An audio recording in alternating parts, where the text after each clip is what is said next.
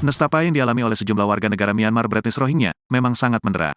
Di tanah leluhur mereka ditampik. Di tanah yang diinjak, mereka diusir dengan kekerasan. Di tanah tempat persinggahan guna menarik napas untuk sementara, mereka ditolak dengan cara-cara di luar batas perikemanusiaan. Begitulah nasib sekitar lebih 1.000 orang pengungsi Rohingya yang tiba di Provinsi Nangro Aceh Darussalam.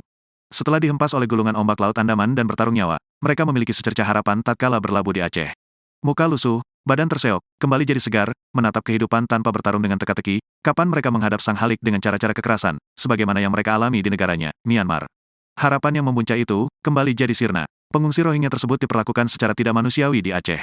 Mereka diintimidasi, diprotes, dan diusir. Anak-anak, wanita, orang tua, pun kian terseok. Mereka hendak berpekik, tetapi suara mereka sudah parau, malah sudah hilang.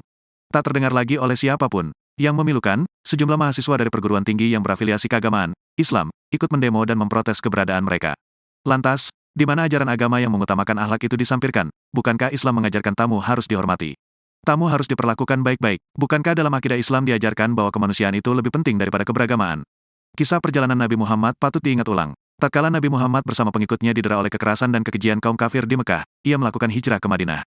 Di sanalah ia diterima baik dan dimanusiakan. Di sanalah Nabi Muhammad membangun peradaban baru. Peradaban yang menghargai arti kemanusiaan. Di Madinahlah Muhammad membangun peradaban tentang harkat dan martabat manusia. Setelah segalanya selesai, Muhammad bersama pengikutnya kembali ke kota Mekah. Kisah perjalanan kaum Rohingya dari negaranya yang bernama Myanmar, lalu ke Bangladesh, kemudian ke Indonesia, adalah kisah tentang hijrah.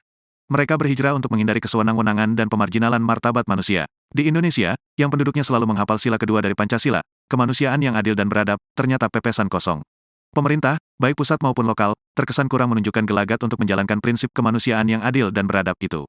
Mahasiswa yang seyogianya menjadi kaum idealis yang menampik kesewenang-wenangan dan menolak perlakuan tak manusiawi, justru menjadi pelaku dan pemeran utama tabiat memperlakukan orang secara tidak manusiawi. Pengungsi Rohingya tak memiliki keinginan secara sukarela untuk datang ke Aceh, menjadi beban rakyat Aceh secara permanen. Rohingya tidak punya pilihan, mereka terdesak dan tidak punya ruang gerak untuk menentukan ke arah mana langkah hendak diayun. Dengan kondisi seperti itu, masihkah kita semua tega mengintimidasi dan mengusir mereka? Tak adakah rasa kemanusiaan untuk kita sisakan sedikit pun ke mereka? Mengapa rasa kemanusiaan kita kubur ke dalam lubang kebencian hanya karena mereka berbeda dengan fitur tubuh kita, dan hanya karena mereka tidak memiliki kartu tanda penduduk Indonesia?